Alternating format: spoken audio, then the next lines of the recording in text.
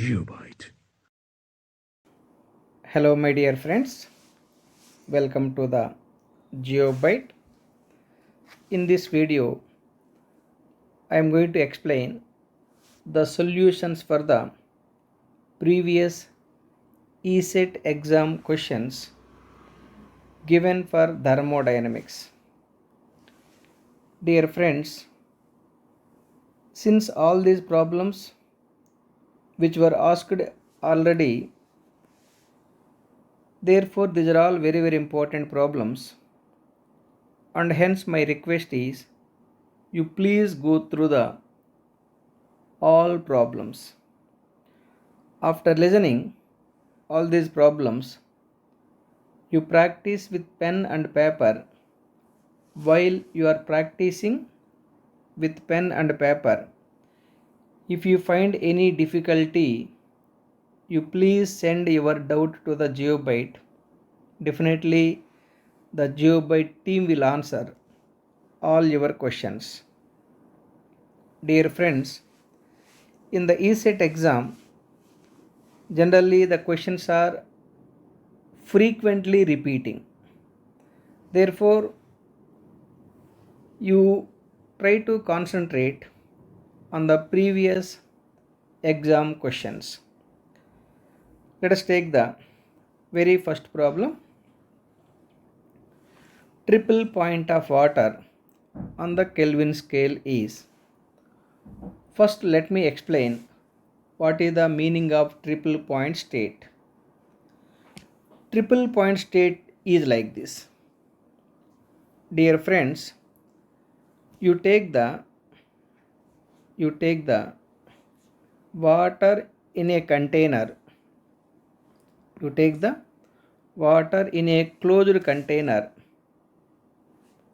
Water in a closed container with some empty space. This is the water. Assume the empty space occupied by atmospheric air. Atmospheric air is there on the top of the water. Right. Now what you do is you connect a vacuum pump. This is the vacuum pump. Once you connect the vacuum pump, that vacuum pump is removing the gas. Once the gas from the top of the water is removed, the pressure which is acting on the surface of the water keep on decreasing. The pressure on the surface of the water keep on decreasing. Once the pressure on the surface of the water reaches to 0.00611 bar, at that pressure, remember, a part of the water is becoming ice. A part of the water is becoming ice. A part of the water is becoming steam. A part of the water is becoming steam. Remaining water is available in liquid state.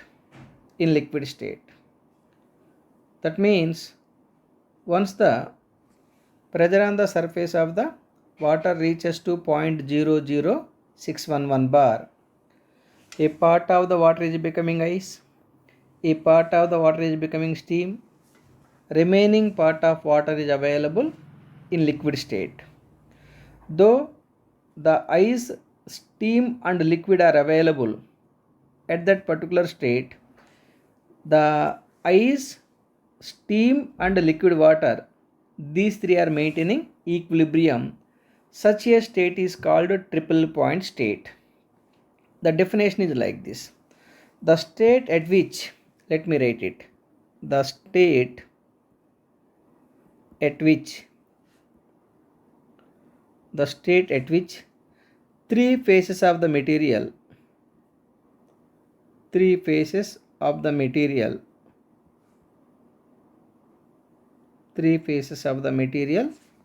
like liquid, vapor and solid or coexisting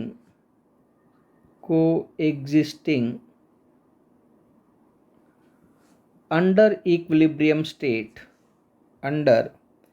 equilibrium state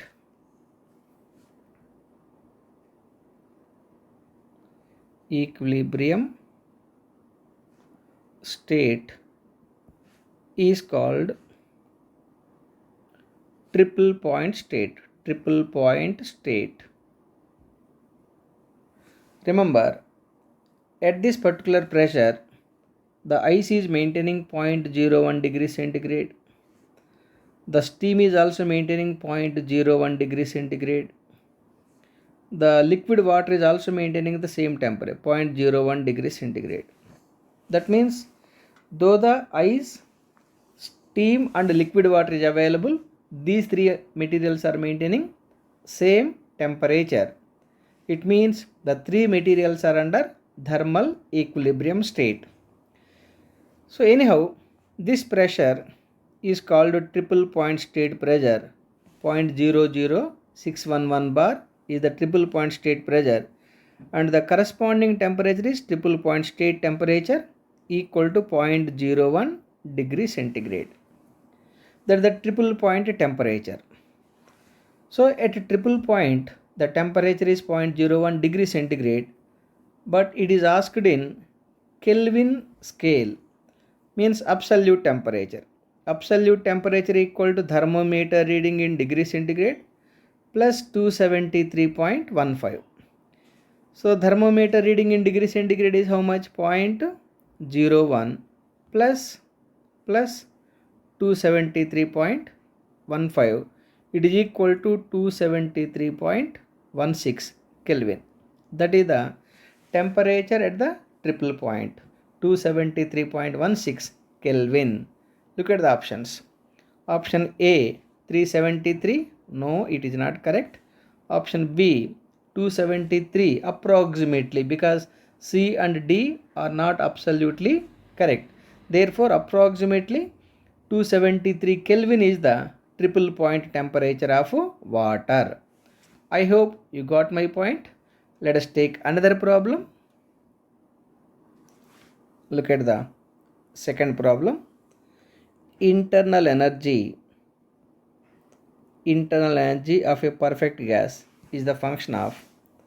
Dear friends, the internal energy means energy possessed by the gas is called internal energy.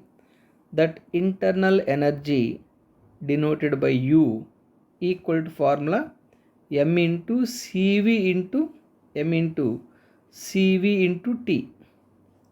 Cv into T, not mcv dt, mcv into T.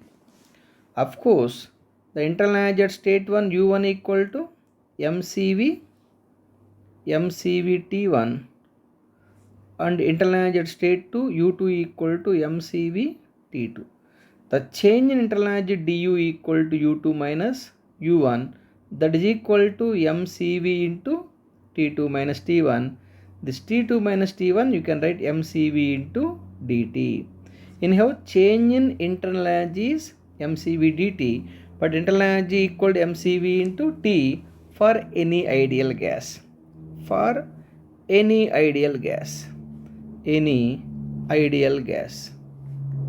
For any ideal gas.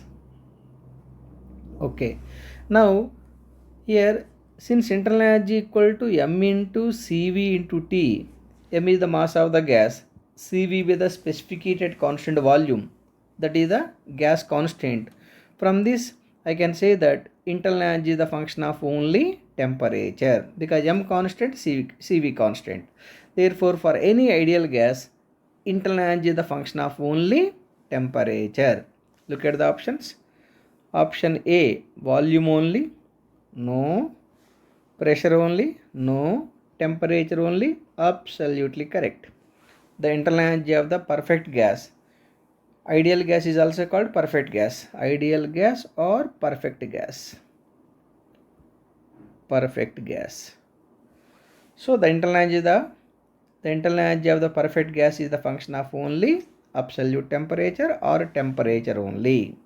Let us take another problem. Look at the third problem. The properties that are deduced respectively from first and second law of thermodynamics. Dear friends, the property what we are getting from the first law of thermodynamics is internal energy, because first law of thermodynamics says that Q equal to W plus du. From this Q minus W is equal to du. So these are the relations from the first law of thermodynamics. From first law of thermodynamics. First law of thermodynamics. Anyhow, the difference between the Q and W is the internal energy. That internal energy is coming under property of the system. So from this, I can write that the first law giving the concept of energy or internal energy. Otherwise, the property internal energy, internal energy is deduced from the first law of thermodynamics. The first law of thermodynamics. Now come to second law. According to second law of thermodynamics or Clausius statement, the entropy ds equal to del q by t. So this is the ds is the change in entropy, or the concept of entropy comes with the second law of thermodynamics. This is from the second law of thermodynamics. From second law of thermodynamics.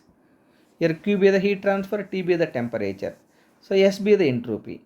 Since it is from the second law of thermodynamics, S is the entropy. So therefore the property entropy is reduced from second law of thermodynamics. The property entropy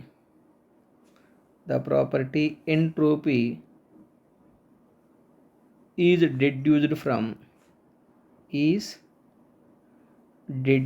from second law of thermodynamics.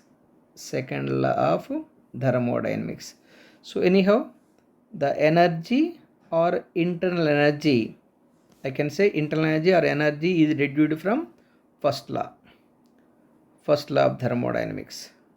Entropy is reduced from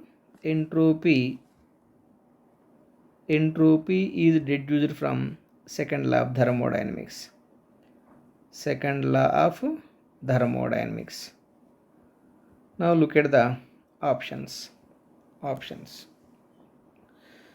Once again, let me read the problem. The properties that are deduced respectively from first law and second law of thermodynamics are enthalpy and entropy, no. Mass and energy, no. C. Energy and entropy, absolutely correct. Option C is absolutely correct. Once again, remember, the first law gives concept of energy, second law gives concept of entropy. That is the reason the first law of thermodynamics is also called law of conservation of energy. The second law of thermodynamics is also called law of degradation of energy, because entropy is degrading the energy. I hope you clearly got my point. Let us take another problem. Look at the third problem. The efficiency of Carnot engine increases. Dear friends, the efficiency of the Carnot engine equal to 1 minus T2 by T1, where T2 equal to lowest absolute temperature.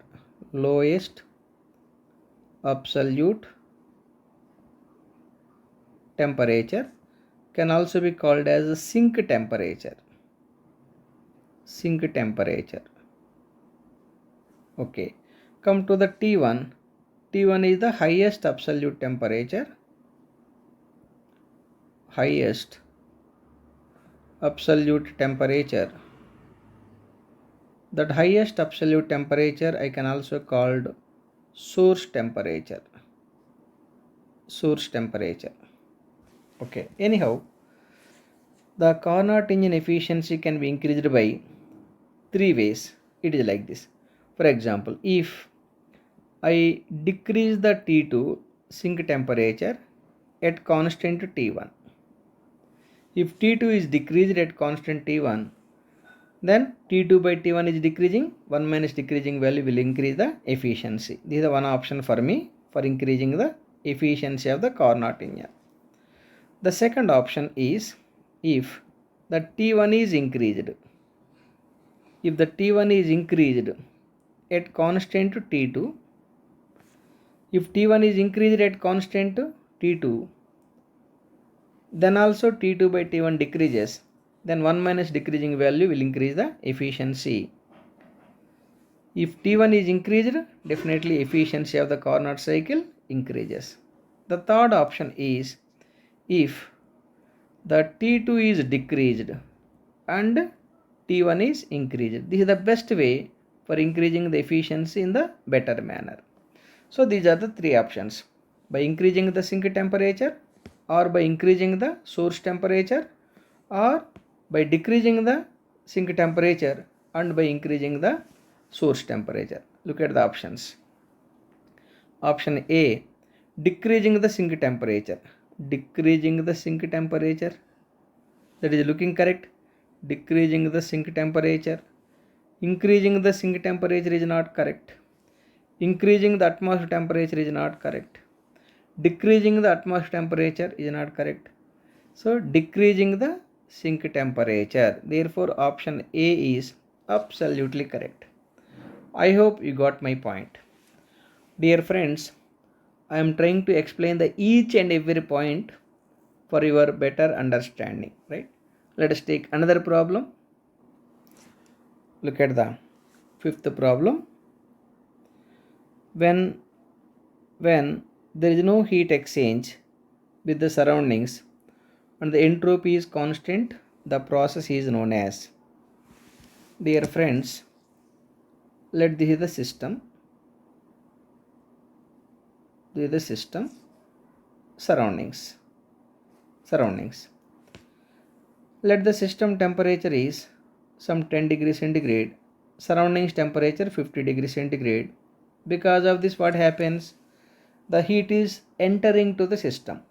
But for avoiding the heat transfer, generally we are insulating the system.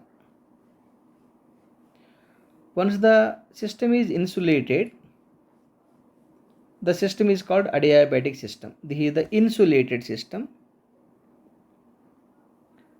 Insulated system or adiabatic system. Adiabatic system. Once the system is insulated, the heat transfer Q equal to 0. The heat transfer Q equal to 0, then what is the change in entropy? ds equal to del Q by T. Since del Q is 0, 0 by something 0, ds equal to 0, it means S2 minus S1 equal to 0, or S2 equal to S1, or entropy remains constant.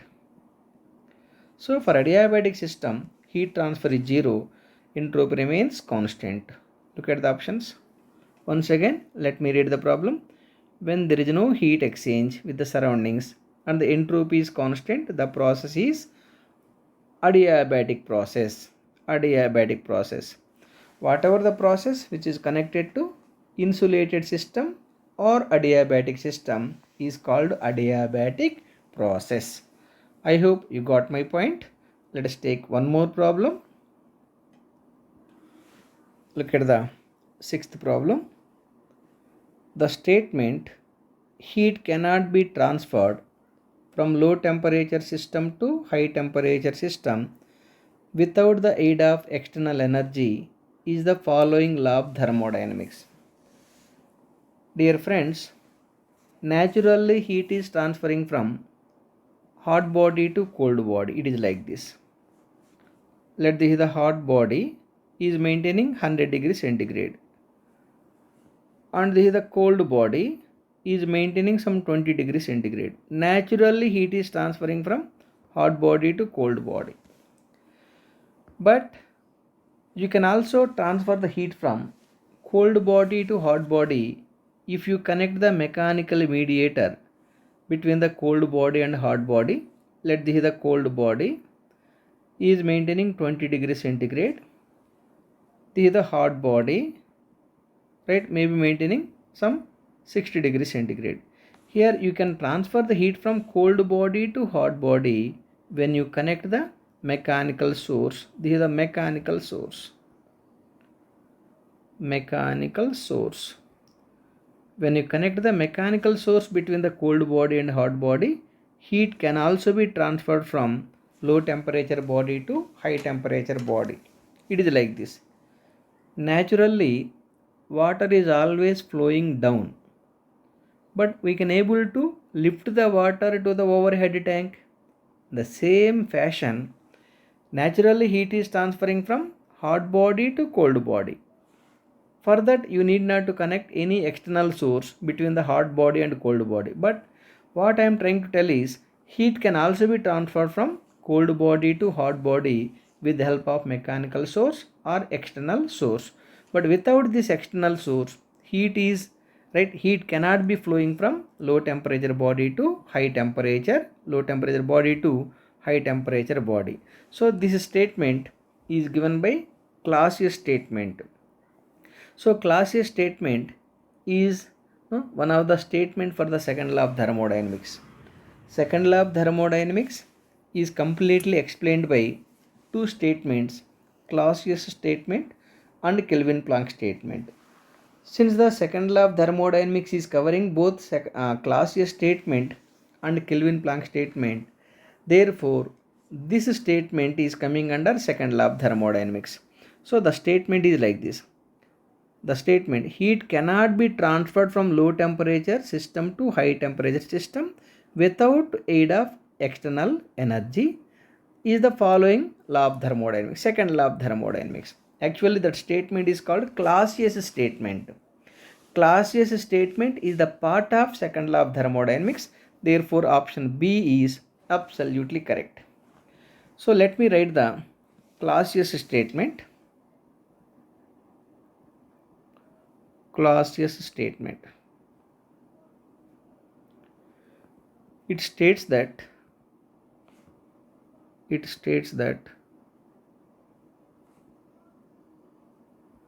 is impossible to transfer. It is impossible to transfer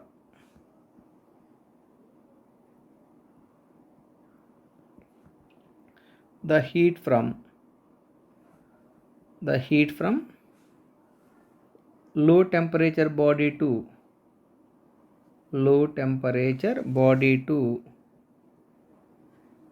high temperature body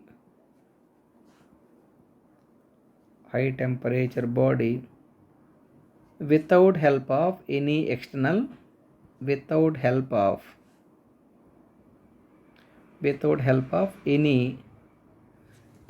source. That means without adding the mechanical source or external source, it is impossible to transfer the heat from cold body to hot body. But by connecting the mechanical source, it is possible to transfer the heat from cold body to hot body. So this is experimentally decided by Clausius. Therefore this statement is called Clausius statement. Remember, second law of thermodynamics. Let me explain clearly. Second law of thermodynamics is completely explained by two statements, Kelvin-Planck statement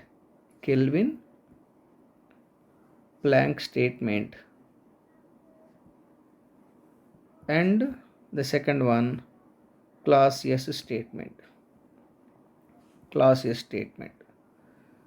Anyhow, the statement given in the problem is Clausius statement.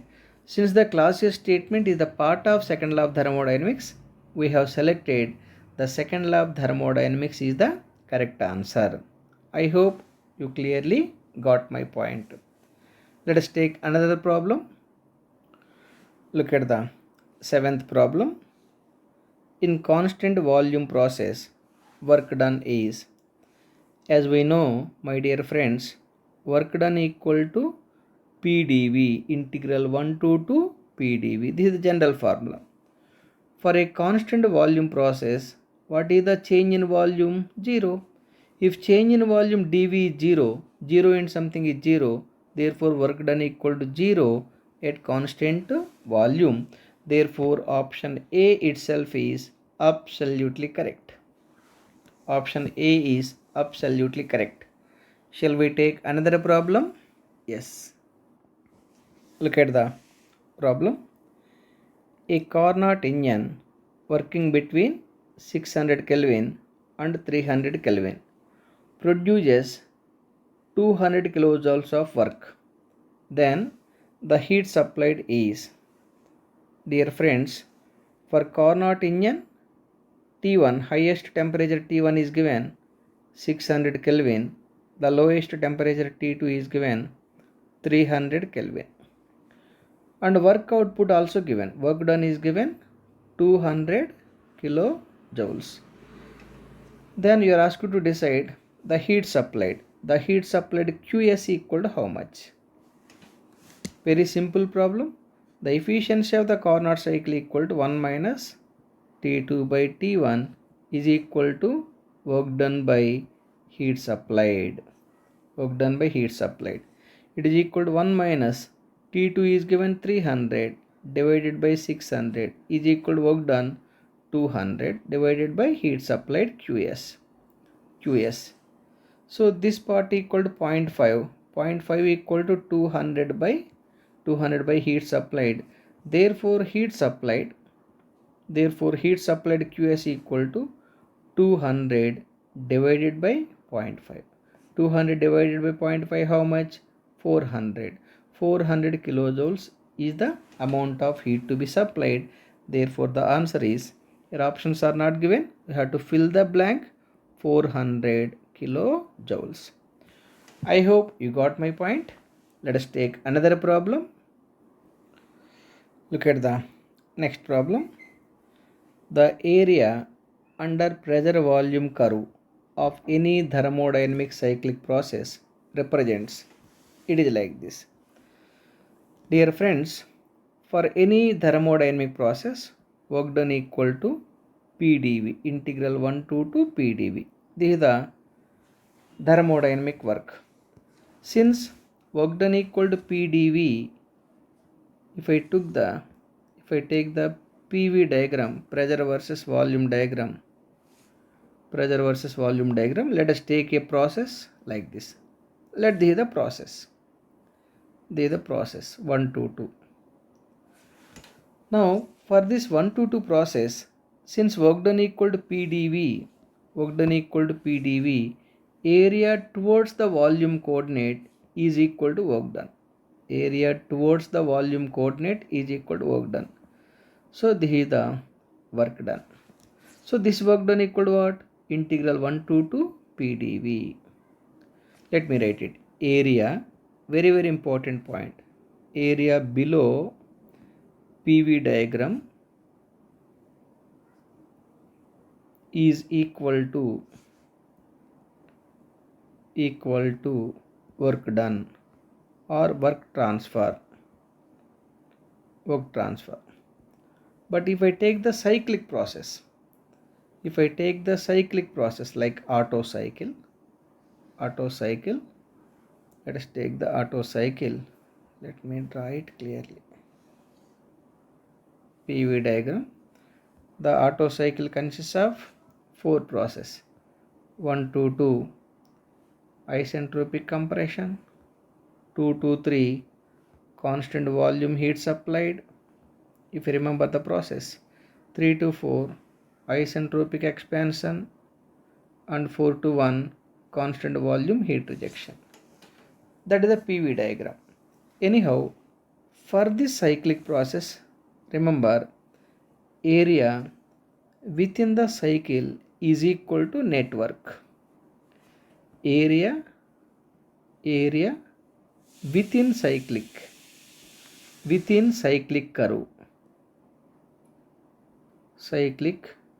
curve is equal to network transfer. I hope you clearly got my point. This is for a cycle. This information is for a cycle. This information for a process. This is for a process. This is for a process. This is for cyclic process.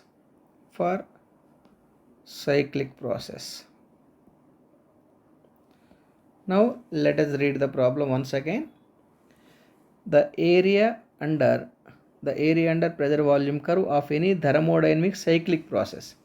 So it is given thermodynamic cyclic process. It might be printing mistake. Just thermodynamic process represents, because it is asking area under pressure volume diagram. Area under PV diagram is equal to work transfer only for a process. So anyhow, the area under PV diagram is coming under option A, heat rejection only, no. Heat absorbed only, no. Work done only, absolutely correct. The area under PV diagram is always equal to work done. I hope you got my point. Let us take another problem. Look at the 10th problem. A gas expands in a closed system. The maximum work will be done when the following process is. Option A, isobaric. Isobaric means constant pressure process. Isentropic means constant entropy process, means adiabatic process. The third one, isothermal. Isothermal means constant temperature process. The last one, isometric means constant volume process. The constant volume process can also be called as isometric process. So for among the all four process, you are asked to decide in which case maximum work can be obtained. It is like this. Let us construct the pressure versus volume diagram. Listen carefully. I am trying to explain each and every point. The pressure versus volume. See, for deciding the work, we have to decide the volume limits. This is the one volume limit, this is the other volume limit. So this is the V1 volume limit V1, this is the other volume limit, V2, like this, other volume limit V2. Between these two volume limits, we have to decide in which case the work will be maximum. Now listen. If it is isobaric, let the state one. Let me select the different colors. If it is isobaric means constant pressure. This is the 0 to 1 be the isobaric process, constant pressure process. 0 to 1 be the isobaric process. 0 to 1 isobaric process means constant pressure process. So area below 0.1 is equal to work done at constant pressure. Now come to the isothermal first. Isothermal curve is coming like this. This is the isothermal curve. 0 to 2 isothermal curve. So 0 to 2 is the isothermal process.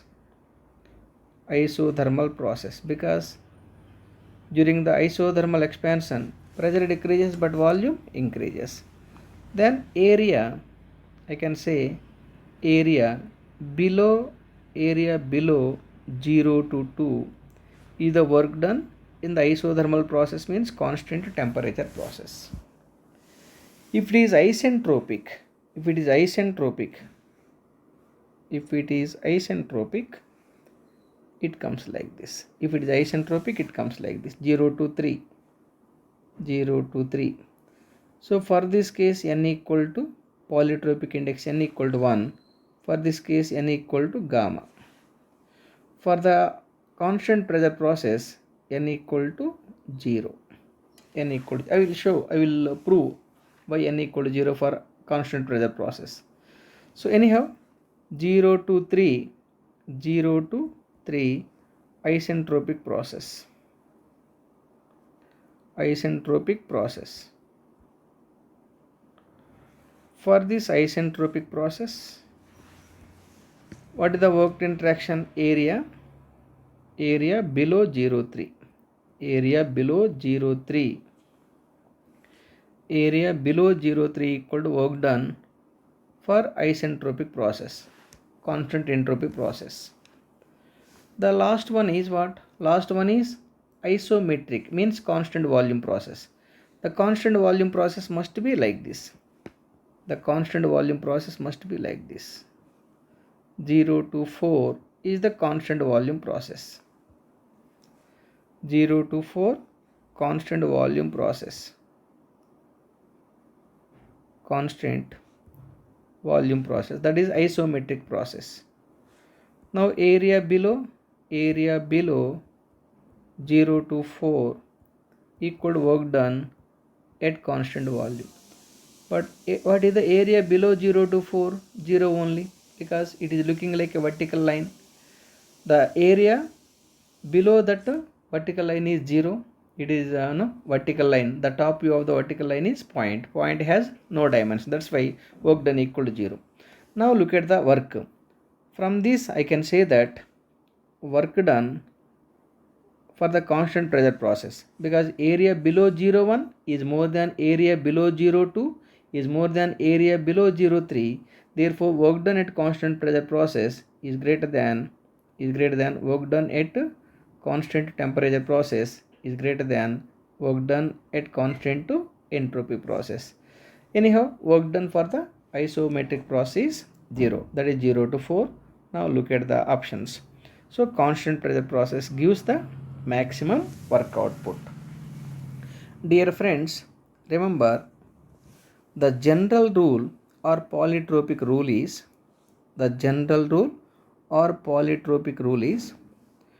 the polytropic law PV power n equal to constant, where n equal to polytropic index, n equal to polytropic index. Remember this polytropic index n equal to 0 for constant pressure process.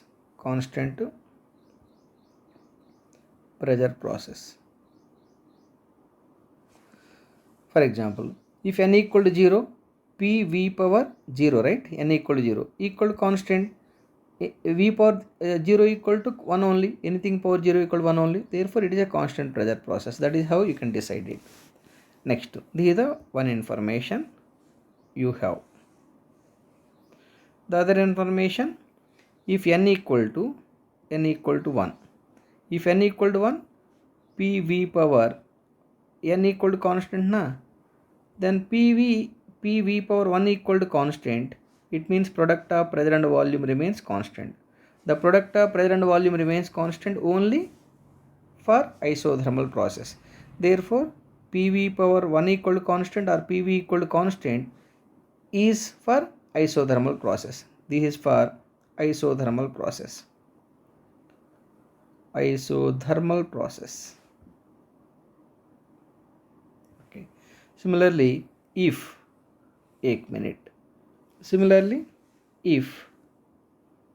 n equal to gamma, then the rule is becoming PV power gamma equal to constant. PV power gamma equal to constant is the isentropic rule.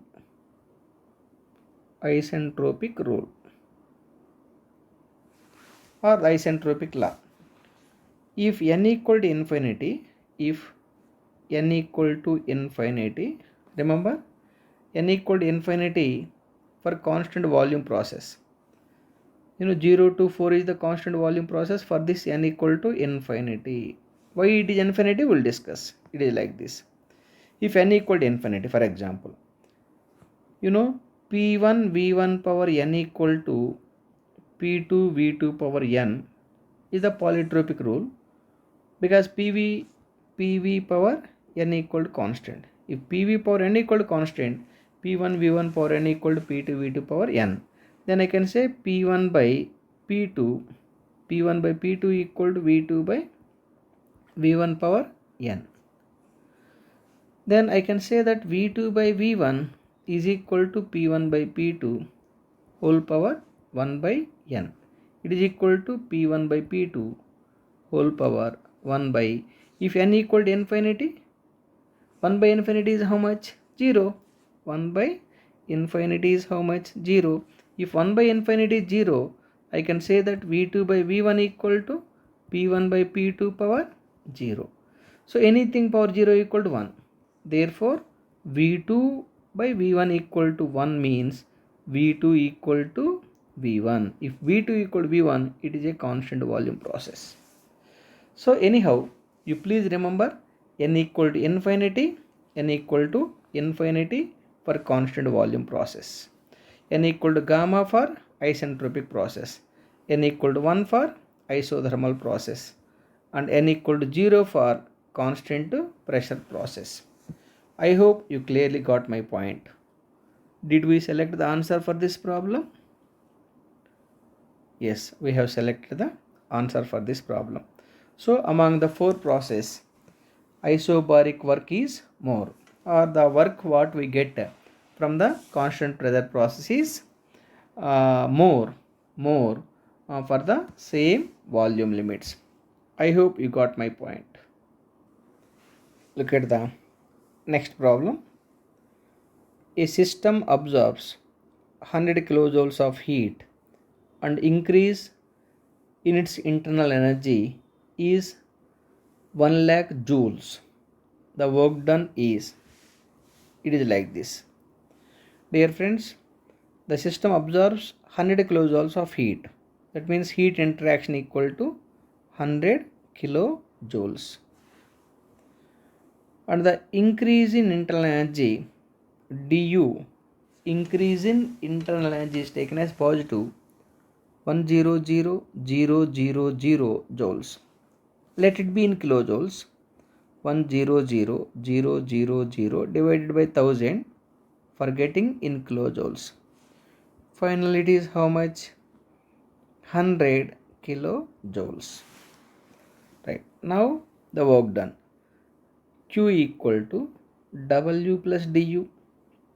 From this change in internal energy, du equal to Q minus, you are asked to find the W, right? W, 1 minute. From this W equal to Q minus du. Q how much? 100. Du how much? 100. 100 minus 100 how much? 0. So 0 kilojoules. Answer is option A itself is absolutely correct.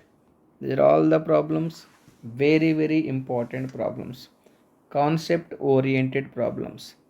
Shall we take another problem? Yes. Look at the next problem. 1.25 kg of hydrogen are burnt with stoichiometric air. The mass of air in kg required approximately. That means you are asked to decide how much quantity of air is required to burn 1.25 kg of hydrogen. Now here only hydrogen given. Hydrogen quantity is given 1.25 kg. Here carbon content is 0. Oxygen content also 0. Now the minimum air required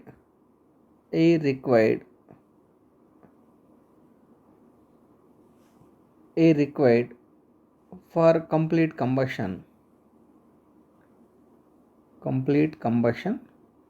this is the problem in the fuels and combustion.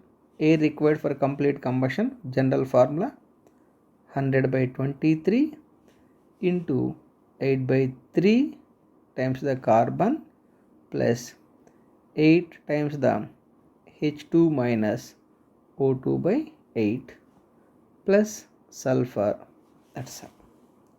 So that is the general formula we are studying with the fuels and combustion to find the minimum quantity of air required for complete combustion. Here carbon content is 0. Carbon content is 0 means this quantity is becoming 0.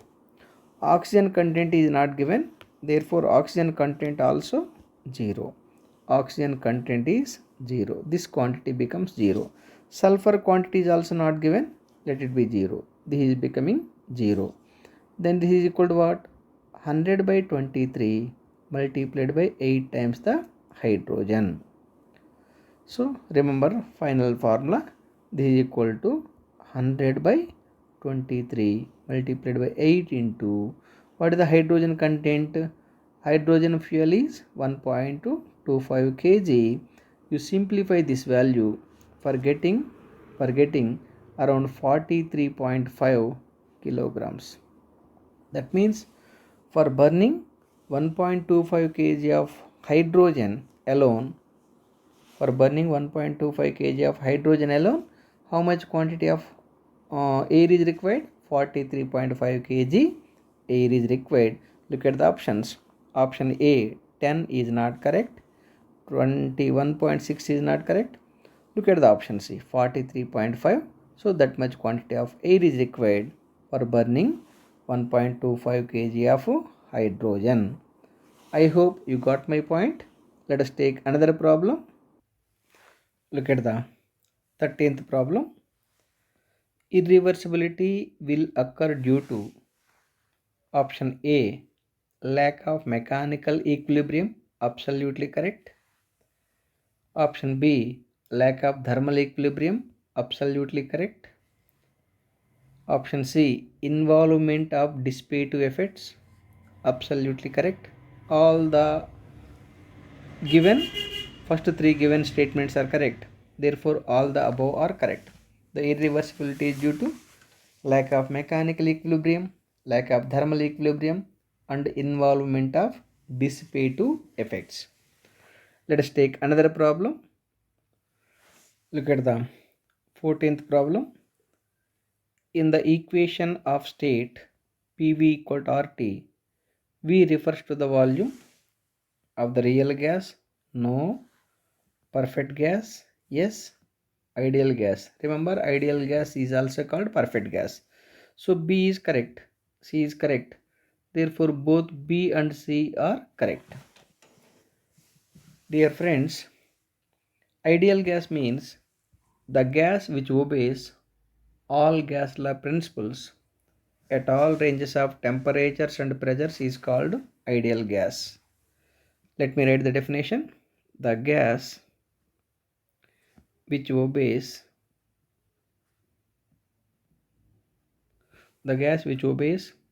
all gas law principles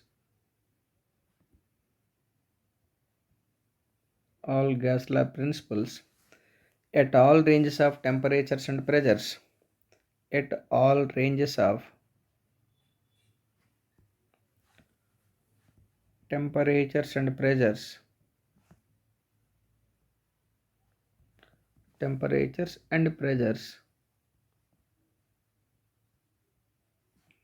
is called ideal gas or perfect gas.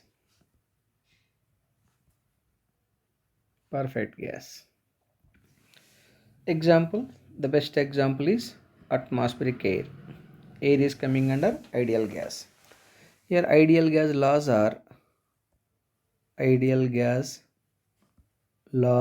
are the first one Boyle's law, second one constant pressure law. Third one, constant volume law. Fourth one, Joule's law. Fifth one, Rignall's law. These are all ideal gas laws. If any gas is satisfying all these five laws, that kind of gas generally called as ideal gas or perfect gas. I hope you got my point. We selected the answer also. Let us go for the one more problem. Look at the next problem. The efficiency of Carnot cycle operating between temperature limits T1 and T2, T1 is greater than T2 is equal to, it means it is given that T2 equal to lower temperature and T1 equal to higher temperature. But remember, both should be in Kelvin, absolute temperature. Then efficiency of the Carnot cycle equal to T1 minus T2 by T1 into 100. That is the formula, where T1 is the higher temperature, T2 by the lower temperature. Look at the option D. T1 minus T2 by T1. The option D is absolutely correct. Very simple problem, but important also. Shall we take another problem? Yes. Look at the 16th problem. Energy and mass transfer occurs in occurring in the open system. Therefore, open system is correct option. It is like this. Let us take the open system. Let me explain about the open system, closed system, and isolated system.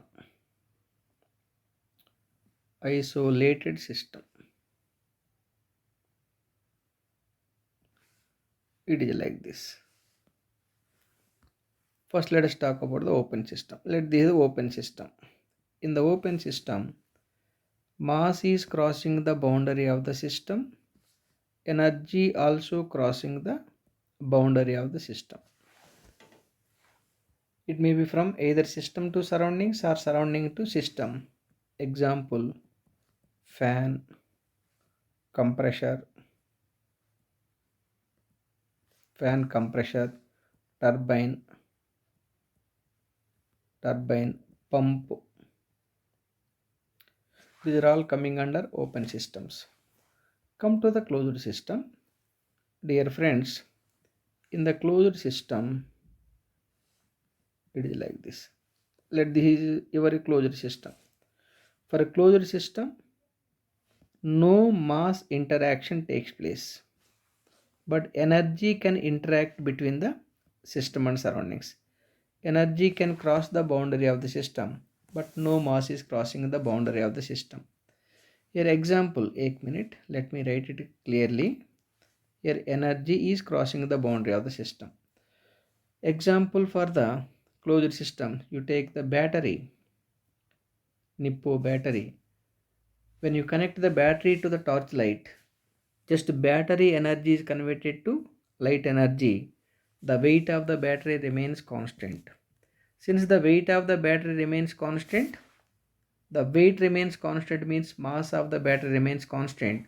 Mass is not crossing the boundary of the system. Therefore, that Nippo battery is coming under closed system. Similarly, the thermometer is also closed system. Similarly, refrigerator is a closed system. Your TV is closed system. These are all the practical examples for closed systems, which are all maintaining constant mass but energy only crossing the boundary of the system. That is about the closed system. Come to the isolated system.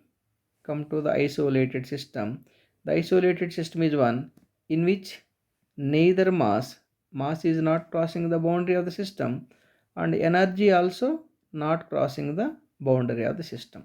That means mass interaction is 0, energy interaction also 0. Whereas for the closed system, mass interaction is 0, but energy interaction is existing. For the open system, mass interaction is existing, energy interaction also existing. Look at the example for isolated system. Example for isolated system is universe.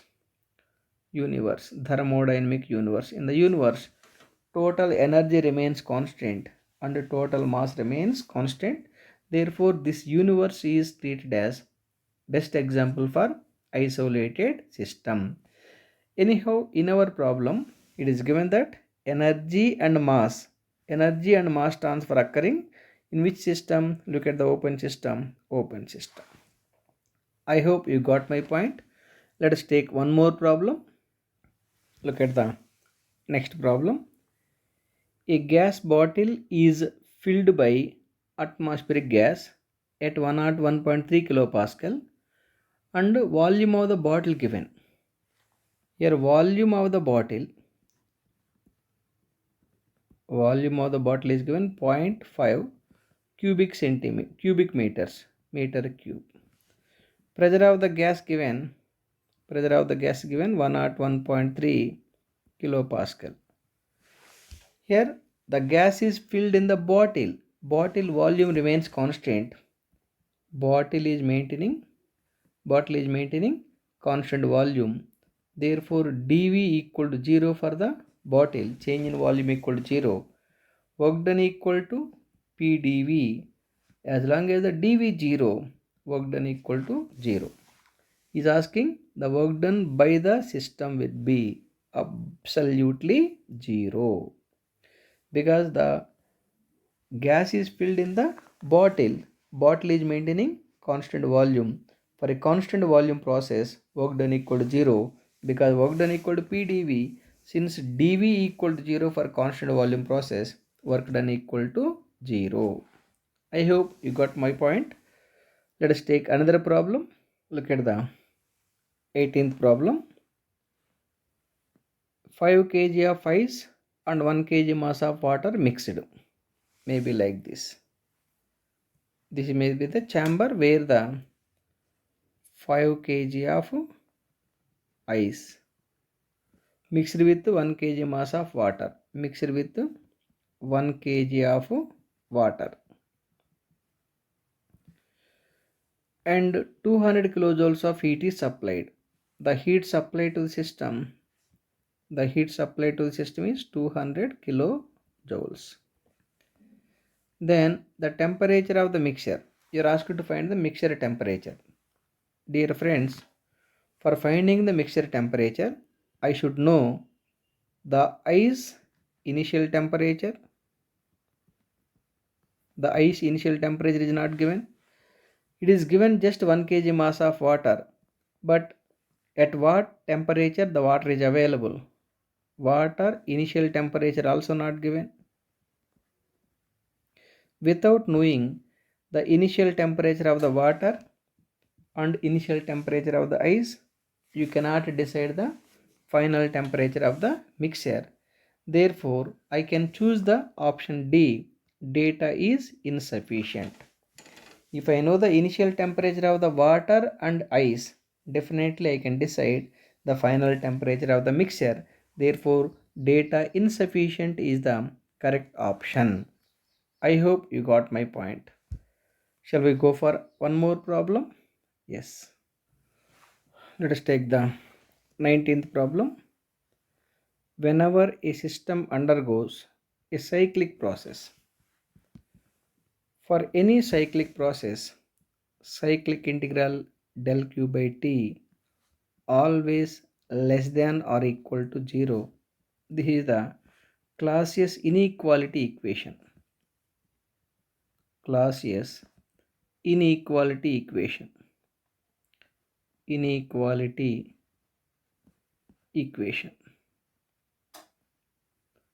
Cyclic integral del q by t less than or equal to 0. I can say that cyclic integral del q by t equal to 0 for a reversible cycle,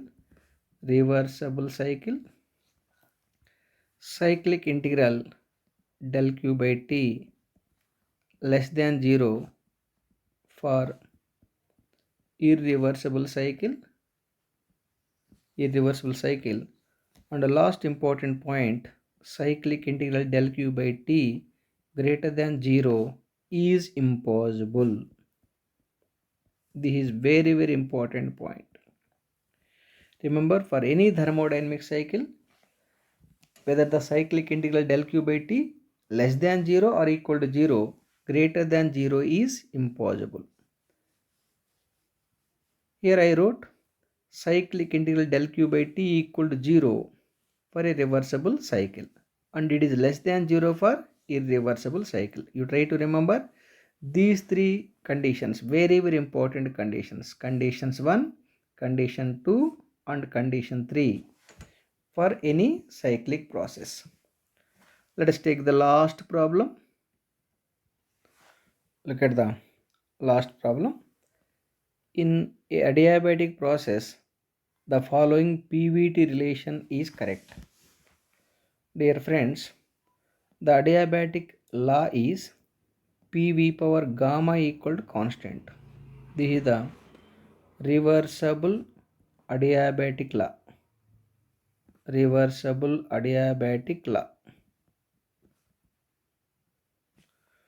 From this I can say that P1 V1 power gamma equal to P2 V2 power gamma.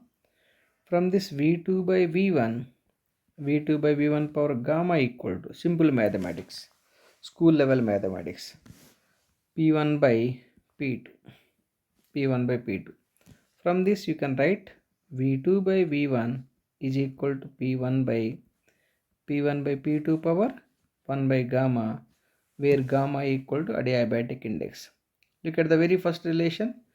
V2 by V1 is equal to P1 by P2 whole power 1 by gamma. Therefore, the first option itself is absolutely correct. I hope you got my point.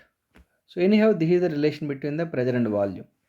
Relation between the temperature and volume for the reversible adiabatic process is T2 by T1 equal to V1 by V2 power gamma minus 1.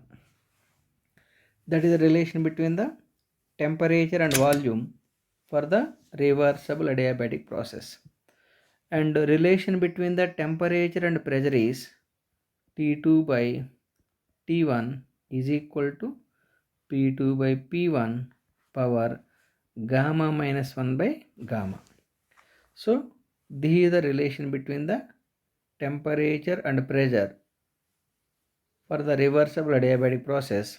This is the relation between the temperature and volume for the adiabatic process, and this is the pressure and volume relations for the reversible adiabatic process. Anyhow, option A is absolutely correct. My dear friends, I am concluding this video with this problem. Dear friends, since all these problems are previously given in the different Ecet examinations, therefore all these problems are very important. You practice all these problems once again, because for competitive exam, my dear friends, pen and paper work is very important. Without paper and pen work, it is impossible to get the good result in the competitive exams. While you are practicing the problems in thermodynamics or in other subjects like strength of material or the design of machine elements, fluid mechanics, refrigeration, heat power engineering, if you find any difficulty, you please send your doubt to the GeopByte. Definitely I will answer all your doubts within 24 hours. Anyhow, thank you. Thank you for watching. Please don't forget to subscribe our channel to get the some more videos. I will continuously try to upload these videos because I am totally free these days because of this pandemic situation. So for helping the students, particularly mechanical students, I am preparing all these videos. Anyhow, thank you very much. Have a great day. God bless you. GeopByte.